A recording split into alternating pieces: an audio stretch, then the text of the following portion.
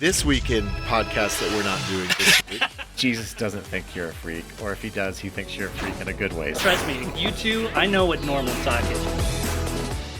Well, in our second segment today, we're going to be talking about the new solo album from Marcus Mumford, which I have to confess, I was in Barnes & Noble the other day, and I was looking through vinyl because my son, who just turned 16, is into vinyl, and I saw it. It is a self-titled album. It is. And if you're thinking, Marcus Mumford, that sounds really familiar, but I don't know what that is.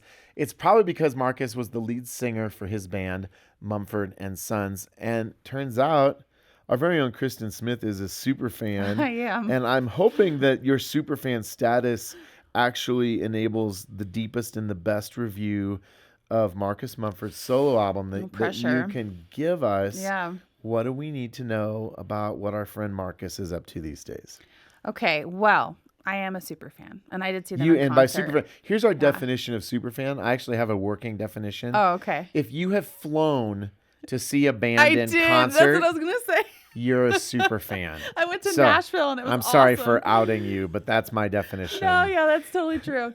Okay, well, I think so Mumford and Sons they've obviously changed over the years, right? And so they've gone from like this very folky, like kind of pseudo-Christian-ish. upbeat. And then as kind of albums have progressed, they've started to cover more, I don't want to say depressing stuff, but It's gotten more real. It has. in a gritty so way. like they've talked about depression But and you're the super divorce fan, so yeah. I'm going to stop talking now. Well, this kind of is appropriate in that I think the way that they've like walked in life and the albums that they've put out, it's kind of gotten, like you were saying, like more real. And so then comes his solo album, and it deals with the sexual abuse that he suffered when he was 6 as a child. Wow. Yeah.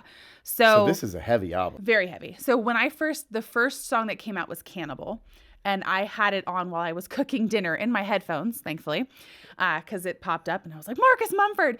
So I'm like cooking dinner and listening to it.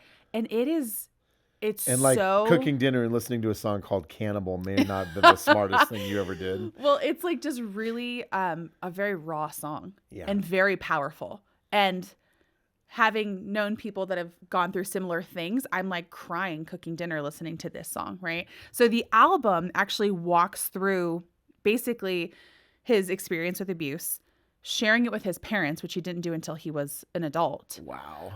And their shock at hearing that had happened to him. Huh. And then walking through counseling and how hard it is to relive something like that in order to heal, right? To like work through it. And then what do you do with forgiveness? Wow. So it is super powerful. It is really heavy. There's a ton of biblical imagery. And one of the songs, he actually talks about he doesn't want to be a stone thrower. Huh. Right? Like how the woman... a reference to the Pharisees. Exactly. Right. But how does he wrestle with, I know I need to forgive you. I'm not really sure what that means or how to do that well. I've sinned a lot. And he talks about that. People have forgiven me. I know I need to forgive you. How do I do that?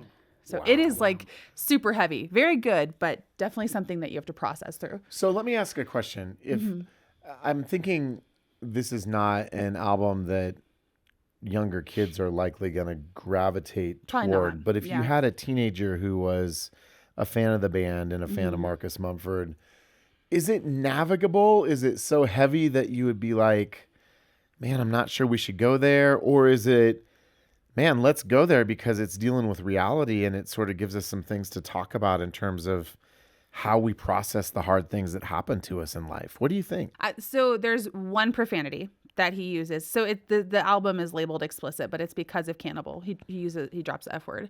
But that's it. Like there's no other profanity throughout the entire album. Okay.